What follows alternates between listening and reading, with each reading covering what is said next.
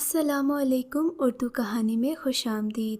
ہمیشہ کی طرح آج بھی اردو کہانی سے آپ کو ایک انتہائی دلچسپ کہانی سنائی جائے گی۔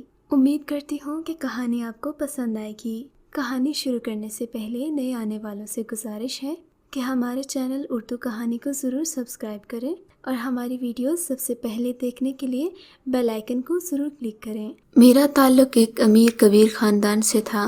ہمارے گھر میں کسی چیز کی کمی نہیں تھی، اللہ کا دیا سبھی کچھ تھا۔ ہمارے پاس ایک سرونٹ کوارٹر بھی تھا جہاں ہمارے خدمت گار رہتے تھے اور ہر وقت ہمارے حکم کے منتظر رہتے۔ مجھے نہیں یاد میں نے کوئی خواہش کی ہو اور وہ پوری نہ کی گئی ہو۔ یوں بھی اپنی 4 بہنوں اور بھائی میں میرا آخری نمبر تھا، اسی لیے میں گھر بھر کی لاڈلی تھی۔ خاص کر ابا جان اور صدیق بھائی تو مجھ پر جان چھڑکتے۔ بھائی کا حال یہ تھا کہ میرے بغیر کھانا نہیں کھاتے تھے۔ ابا جی اور صدیق بھائی کے بے جا لاڈ پیار نے مجھے بگڑنے نہیں دیا، کیونکہ اماں نہایت سخت تھیں۔ وہ مجھ سے محبت تو کرتی تھیں مگر مجھ پر کڑی نظر رکھتی تھیں۔ ہمارا گھرانہ کوئی دقیانوسی نہیں تھا۔ ابا جی خود تو معمولی پڑھے لکھے تھے لیکن اپنی اولاد کو اعلیٰ تعلیم دلانا چاہتے تھے۔ سب سے بڑی بہن آمنہ باجی BA کرنا چاہتی تھیں لیکن انہوں نے بھی انٹر ہی کیا تھا کہ ان کا رشتہ آ گیا۔ اماں نے فوراً ان کی شادی کر دی۔ وہ لڑکیوں کو زیادہ دیر گھر بٹھانے کی قائل نہیں تھیں۔ ان دنوں میں 5ویں میں پڑھ رہی تھی جب آمنہ باجی کو دلہن بنا دیکھ کر مجھے عجیب سا احساس ہوا۔ میں اپنی سہیلیوں کے ساتھ زرق پر کپڑے پہنے اترائی گھوم رہی تھی۔ حیرت تو مجھے اس وقت پر ہوئی جب میں نے اتنی خوشی کے موقع پر آمنہ باجی کو آنسو بہاتے دیکھا۔ اس وقت نہ صرف آمنہ باجی بلکہ میری سب بہنیں اور اماں بھی رو رہی تھیں۔ صدیق بھائی اور ابا جی کی آنکھیں بھی نم تھیں۔ انہیں دیکھ کر میں بھی رونے لگی۔ بھائی بے چین ہو گئے۔ انہوں نے لپک کر میرے آنسو پونچھ ڈالے اور بولے، گڑیا رویا مت کرو، تمہاری آنکھوں میں آنسو دیکھ کر میں بے چین ہو جاتا ہوں۔ پھر وقت یوں ہی گزرنے لگا۔ ایک ایک کر کے میری تینوں بہنوں کی شادیاں ہو گئیں، جبکہ صدیق بھائی کا نمبر بہن بھائیوں میں تیسرا تھا۔ اماں کو اب ان کی شادی کی فکر ہوئی۔ ان کی نظر انتخاب میری ماموزاد سمینہ پر جا ٹھہری۔ سمینہ بہت خوبصورت تھی اور پرکشش چہرے کی مالک تھی۔ کشمیری ہونے کے ناطے اس کی رنگت سرخ و سفید تھی اور وہ اس وقت گریجویشن کر رہی تھی۔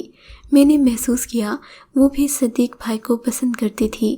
صدیق بھائی کو دیکھ کر اس کی آنکھوں میں ایک عجیب سی چمک آ جاتی۔ ان کا گھر ہمارے گھر سے زیادہ دور نہیں تھا، درمیان میں صرف 2 گلیاں ہی تھیں۔ وہ اکثر ہمارے گھر آ جاتی۔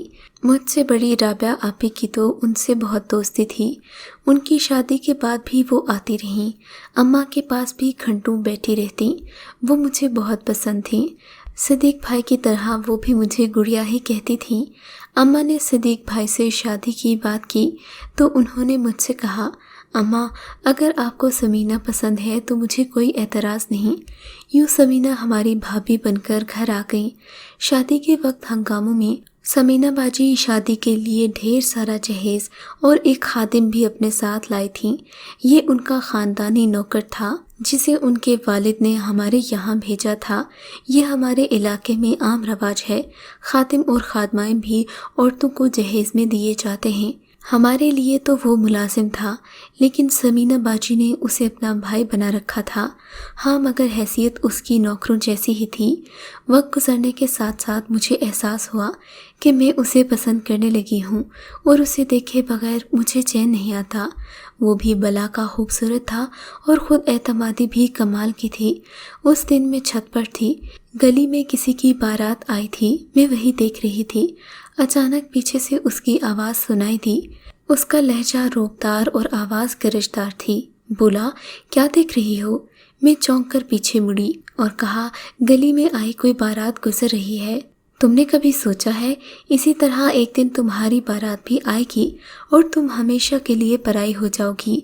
اس نے کہا تو میری آنکھوں میں اداسی آ گئی۔ میں نے کہا، یہ تو میں نے نہیں سوچا۔ نہ جانے کیوں گھر کا نوکر ہونے کے باوجود میں اس کے سامنے پگھلی جاتی تھی۔ فاریہ ایک بات کہوں، برا تو نہیں مانو گی؟ اس نے عجیب لہجے میں کہا۔ کہو، میں نے سر جھکا کر کہا۔ اس نے جرأت کا مظاہرہ کیا، میرے ہاتھ اپنے ہاتھ میں تھام لیا اور بولا، مجھ سے شادی کرو گی؟ میرا ہاتھ ابھی تک اس کے ہاتھ میں تھا۔ وہ والہانہ انداز میں میری طرف دیکھ رہا تھا۔ اس نے میرا ہاتھ مضبوطی سے پکڑ رکھا تھا۔ اس نے مجھ سے کہا وہ مجھے پسند کرتا ہے، مجھے اپنی دلہن بنانا چاہتا ہے۔ میں نے کہا، پسند تو تم بھی مجھے پہلے دن سے ہو، مگر اس سے کیا فرق پڑتا ہے؟ ہمارے گھر والے اس رشتے کے لیے کبھی نہیں مانیں گے۔ تم گھر کے نوکر ہو اور میں مالکن ہوں۔ یہ سن کر وہ بھی تھوڑا اداس ہو گیا، مگر اس کے لہجے میں یقین تھا کہ وہ ضرور اپنی قسمت بدلے گا اور پھر مجھے حاصل کرے گا۔ میں بھی اس کی خود اعتمادی اور جرأت سے بہت متاثر تھی۔ شاید یہی وجہ تھی کہ میں اسے اپنا دل دے بیٹھی تھی۔ حالانکہ مجھ جیسی مغرور لڑکی خاندان بھر میں نہیں تھی، سبھی کو میرا رویہ کھٹکتا تھا، مگر خاور کے لیے میں ریت کی دیوار تھی۔ ایک بار بھابھی کے گھر کوئی کام پڑا تو اسے بھابھی کے گھر جانا پڑا۔ 2 دن تک وہ نہیں آیا تو مجھے احساس ہوا کہ میں اسے کتنا یاد کرتی ہوں اور اس کی محبت میں کس حد تک گرفتار ہو چکی ہوں۔ 2 دن بعد اس کا چہرہ نظر آیا تو جی چاہا اس سے جی بھر کر باتیں کروں۔ تھوڑی دیر وہ اماں کے پاس بیٹھا رہا، بھابھی کو کام کی تفصیلات بتاتا رہا، پھر اس نے مجھے چھت پر چلنے کا اشارہ کیا۔ اس وقت ابا جی اور صدیق بھائی دکان پر تھے۔ رات کو 10 بجے سے پہلے ان کی واپسی کا کوئی امکان نہیں تھا۔ میں کانپتے قدموں اور بے ترتیب انداز میں دھڑکتے دل کے ساتھ اٹھی اور اماں اور بھابھی کی نظروں سے بچا کر اوپر چلی گئی۔ چھت کے اوپر 2 کمرے بنے ہوئے تھے۔ ابا جی عموماً گرمیوں میں چھڑکاؤ کر کے چھت پر سویا کرتے تھے۔ ابھی اتنی گرمی نہیں تھی، اس لیے وہ نیچے ہی سو رہے تھے۔ البتہ ان کی چارپائی، پیڈسٹل فین وغیرہ کمرے میں ہی تھا۔ بارش کے موقع پر ابا جی اس کمرے میں چلے جاتے۔ میں چھت پر جا کر چارپائی پر بیٹھ گئی۔ اس وقت میرا دل بری طرح دھڑک رہا تھا، گویا پسلیاں توڑ کر باہر نکل آئے گا۔ تھوڑی دیر بعد خاور بھی اوپر آ گیا۔ اس نے بڑے والہانہ انداز میں مجھ سے کہا تھا، فاریہ، 2 دن میں نے تمہارے بغیر کیسے کاٹے یہ تو میں ہی جانتا ہوں۔ میں نے کہا، میں بھی تمہارے بنا بہت اداس تھی۔ وہ میرے نزدیک بڑی چارپائی پر بیٹھ گیا اور پھر ہم ایک دوسرے کے بہت قریب آ گئے۔ اتنے میں سیڑھیوں پر کسی کے چلنے کی آواز آئی۔ میں گھبرا کر اس سے الگ ہو گئی۔ خاور نے بھی گھبرا کر ادھر ادھر دیکھا۔ میں نے اسے اشارے سے باتھ روم جانے کا کہا، خود اپنا حلیہ درست کر کے کمرے سے باہر نکل آئی۔ اسی وقت سمینہ بھابھی چھت پر آئیں اور بولی، ارے گڑیا، تم یہاں ہو اور اماں تمہیں نیچے ڈھونڈ رہی ہیں۔ میں نے کہا، اماں مجھے ڈھونڈ رہی ہیں؟ مجھے تو خود اپنی آواز اجنبی سی لگی۔ میری ساسو کا زیرو بم ابھی تھما نہیں تھا۔ ہاں، وہ خالہ کائنات آئی ہے نا؟ بھابھی نے کہا اور پھر چونک کر بولی، گڑیا، تمہاری طبیعت تو ٹھیک ہے نا؟ میں نے کہا، بھابھی میرے سر میں شدید درد ہے، میں ذرا تازہ ہوا کھانے کو اوپر آئی تھی، آپ چلیں، میں ابھی آتی ہوں۔ بھابھی مسکراتی ہوئی نیچے چلی گئیں۔ چند منٹ کے بعد میں کمرے میں آئی تو خاور بھی باتھ روم سے نکل آیا۔ میں نے کہا، میں نیچے جا رہی ہوں، تھوڑا سا موقع دیکھ کر تم بھی نیچے آ جانا۔ اس نے کہا، تم مجھے مس کال کر دینا۔ میں نے کہا، مس کال؟ میرے پاس تو موبائل بھی نہیں ہے، نہ ہی تمہارا فون نمبر ہے، میں تمہیں مس کال کیسے کروں گی؟ میرا فون اصل میں بھابھی کو پسند آ گیا تھا، میں نے انہیں دے دیا۔ میں کل نیا موبائل لے لوں گی، پھر تم سے بات کروں گی۔ میں تیزی سے نیچے آ گئی۔ خالہ کائنات امی سے بڑی تھیں، مجھ سے بہت پیار کرتی تھیں۔ مجھے دیکھ کر خوشی سے نہال ہو گئی اور گلے لگا کر بولیں، فاریہ بیٹی، میں کتنی دیر سے آئی بیٹھی ہوں، تجھے میری فکر ہی نہیں؟ ارے نہیں خالہ، میں نے ان کے گلے لگتے ہوئے کہا، مجھے اور اتنی پیاری سی خالہ کی فکر نہ ہو؟ اچھا باتیں بنانا بند کرو اور خالہ کے کھانے کا بندوبست کرو، اتنی دیر سے بیچاری صرف تمہاری خاطر آئی ہیں۔ میں نے خاموشی سے خاور کو باہر جاتے دیکھا، پھر میں مطمئن ہو کر کچن کی طرف بڑھ گئی۔ کچن میں تقریباً سبھی کچھ تیار تھا، یہ تو بس رسماً میں نے چمچ ہلانا تھا۔ میری خالہ جہلم رہتی تھیں اور خالوں کا بہت وسیع کاروبار تھا، پنکھوں کی ایک فیکٹری تھی۔ خالہ کائنات ہفتے میں 1-2 بار ضرور ہمارے گھر آتی، अचानक मुझे ख्याल आया कि एक तो मैं 2-3 दिन तक ऊपर नहीं जा सकूंगी। उसी दिन मैंने भाई से मोबाइल फ़ोन मंगवा लिया। समीना भाभी के सेल फ़ोन से मुझे उनके मुलाजिम का नंबर भी आसानी से मिल गया। यूँ रात भर मैं खावर से टेलीफोन पर बातें करती और हम मोहब्बत की वादी में बहुत आगे निकल गए, यहाँ तक कि जहाँ से वापसी मुमकिन नहीं। वो गर्मियों की एक झुलसती हुई दोपहर थी। अम्मी और भाभी खाना खाकर अपने कमरों में लेटी हुई थीं। मैं भी एसी के नीचे खुश्क माहौल में लेटी थी। अचानक मेरे सेल फ़ोन पर बल बजी। मैंने स्क्रीन पर नज़र डाली तो खावर की कॉल थी। मेरी आवाज़ सुनते ही वो बोला, तुम कहाँ हो? मैंने कहा, मैंने कहाँ जाना है, अपने कमरे में हूँ। कहने लगा, ज़रा बाहर आओ। मैं कमरे से बाहर निकली तो हैरत ज़दा रह गई। वो कमरे के दरवाजे पर मौजूद था। मैंने कहा, तुम इस वक्त यहाँ क्यों आए हो? कहने लगा, गर्मी के मारे मेरा बुरा हाल है। तुम लोगों ने तो मुझे सर्वेंट क्वार्टर की गर्मी में पका दिया है। गर्मी के मारे मेरा बुरा हाल है, मुझे अंदर तो आने दो। उसने रुमाल से पसीना पोंछते हुए कहा। मैंने भी बिना सोचे समझे उसे बेडरूम में बुला लिया। उसने दरवाज़ा अंदर से बंद किया और इत्मीनान से मेरे बेड पर बैठ गया। फिर उसने बेड साइड टेबल पर रखते हुए जग से पानी भरा और एक ही सांस में खाली कर दिया। बोला, फारिया तुम खड़ी क्यों हो, बैठ जाओ। मैं उसके पास बैठते हुए बोली, पहले तुम ये बताओ, तुमने बाहर का दरवाज़ा कैसे खोला? कहने लगा, बहुत आसानी से, वैसे भी उसके पास घर की सारी चाबियां होती थीं। फिर उसने मुस्कुराकर कहा, छोड़ो इन बातों को। ये कहते हुए उसने मुझे अपनी तरफ खींचा। इससे पहले कि मैं कुछ कहती, अब्बा जी ने दरवाजे पर दस्तक दी। वो दस्तक मेरे सर पर हथौड़ा बनकर लगी थी। अब्बा जी की आवाज़ आई, गुड़िया दरवाज़ा खोलो। जी अब्बा जी, खोलती हूँ, मैंने बौखलाकर कहा था। मैंने खावर को बाथरूम में जाने का इशारा किया और ख़ुद दरवाजे की तरफ बढ़ गई। दरवाज़ा खोला तो सामने अब्बा जी खड़े थे। बोले, बेटा क्या सो रही थी? मैंने कहा, जी बाबा ज़रा नींद आ गई थी। अच्छा बेटा, मुझे वो पैसे तो दे दो जो मैंने तुम्हारे पास रखवाए थे। मैंने पैसे निकालने को अलमारी खोली कि सेल फ़ोन की घंटी बज उठी। अब्बा जी ने पलटकर सेल फ़ोन को देखा और बोले, ये मोबाइल किसका है? वो मोबाइल खावर का था। उन्होंने मोबाइल उठाया। उनकी नज़र खावर के रुमाल पर पड़ी, फिर उनकी नज़र बेड के नज़दीक फर्श पर पड़ी तो वो साकित रह गए। मेरी नज़रें उनकी नज़रों का ताक़ुब कर रही थीं। फर्श पे खावर के जूते पड़े हुए थे। वो बौखलाहट में नंगे पाँव ही बाथरूम में भाग गया। अब्बा जी कुछ देर के लिए साकित होकर कभी जूतों को देखते, कभी रुमाल को, कभी मोबाइल को।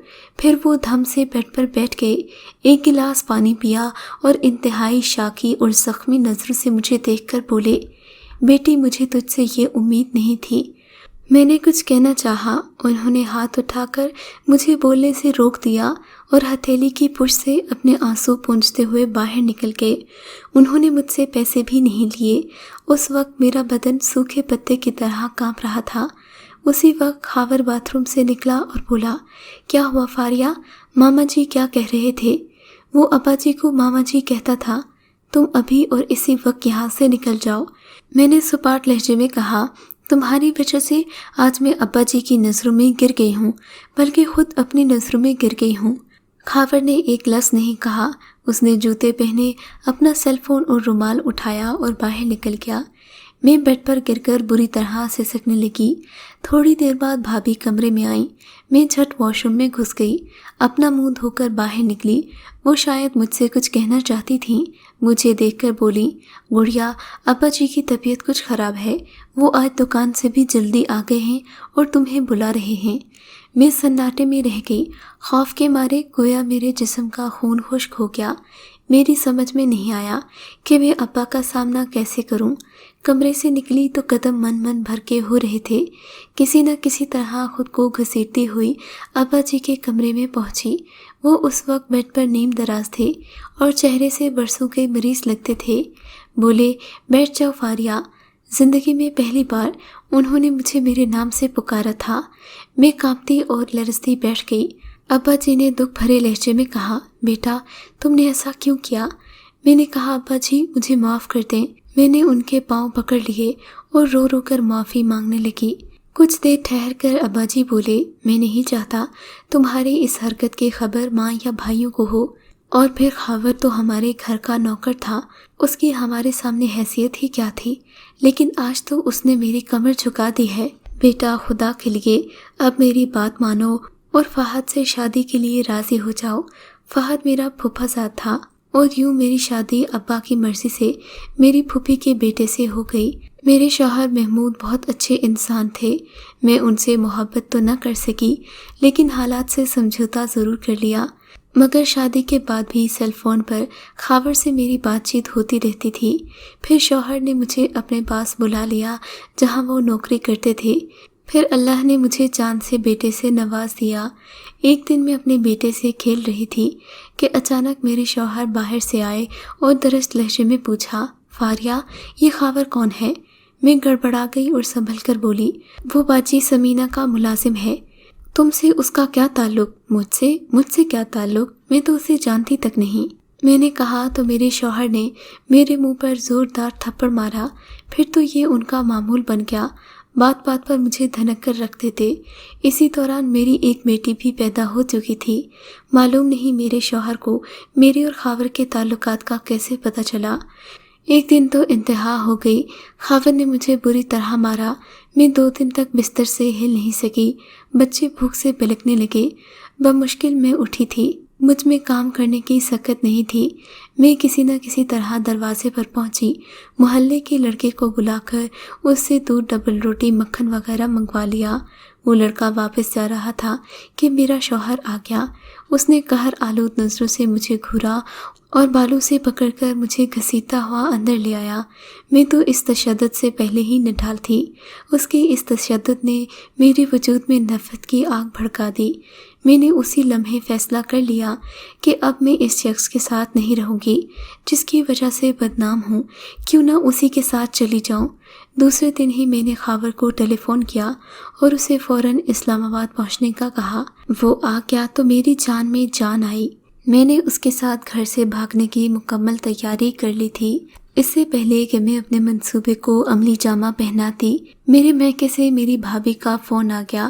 میرے ابا کی وفات ہو چکی تھی۔ اس خبر نے مجھے نڈھال کر دیا۔ دکھ کے مارے میرا دل پھٹنے لگا۔ یہ وہی ابا تھے جن کی نظروں میں گر چکی تھی۔ میرا بس نہیں چلتا تھا کہ ابا کو اس جہان سے واپس لے آؤں، ان سے معافی مانگوں۔ خیر میں اپنے گھر گئی، وہاں ماتم کا سما تھا۔ انسان کی زندگی کتنی سی ہے جس میں وہ اپنی ہوس کی خاطر کیا کیا کر گزرتا ہے۔ ابا کے جنازے پر مجھے احساس ہوا کہ زندگی بہت عارضی ہے، اسے صبر و شکر سے گزارا جا سکتا ہے، اسے اللہ کی اطاعت میں گزارنا چاہیے، نہ کہ اپنی خواہشوں کے منہ زور گھوڑے کو بھگاتے ہوئے انسان گناہوں کی دلدل میں پھنس جائے۔ میں نے اسی دم فیصلہ کر لیا، میرا شوہر مجھے جو کچھ بھی کہے، چاہے وہ میری چمڑی ادھیڑ کر کیوں نہ رکھ دے، میں اس کے گھر سے قدم باہر نہیں نکالوں گی۔ خاور سے اپنا تعلق ختم کر دوں گی، فون پر بھی اس سے رابطہ نہیں کروں گی۔ میں نے اللہ سے رو رو کر معافی مانگی۔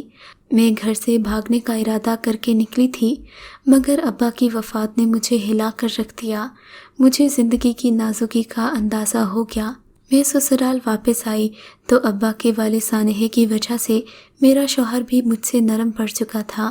میں نے ان کے پاؤں پڑ کر ان سے معافی مانگی، اپنا موبائل ان کے حوالے کر دیا اور کہا نہ ہی اپنے گھر سے باہر نکلوں گی اور نہ ہی یہ فون ہاتھ میں لوں گی۔ آپ جس سے کہیں گے، جس سے اجازت دیں گے میں بات کروں گی، ورنہ تو میں اپنی سہیلیوں کو بھی اب منہ نہ لگاؤں گی۔ میرے اس جذبے کو انہوں نے بہت سراہا اور اپنی محبت مجھ پر نچھاور کر دی۔ وہ کہتے تھے کہ مجھے تمہاری بے وفائی نے ہلا کر رکھ دیا تھا، میں نے تم پر ہاتھ اٹھایا، اس کے لیے مجھے معاف کر دو۔ میں انہیں کیا معاف کرتی، میں تو پہلے ہی ان کی مجرم تھی۔ خیر اس واقعے کے بعد سے ہمارے دل ایک دوسرے کے لیے صاف ہو گئے۔ آج اس واقعے کو 10 سال گزر چکے ہیں۔ میں اپنے شوہر کے ساتھ خوش و خرم زندگی گزار رہی ہوں۔ ہمارے 3 بچے بھی ہو چکے ہیں اور ہمارا خاندان مکمل ہو گیا ہے۔ لگتا ہی نہیں کہ ہمارے رشتے میں کبھی دراڑ بھی آئی تھی۔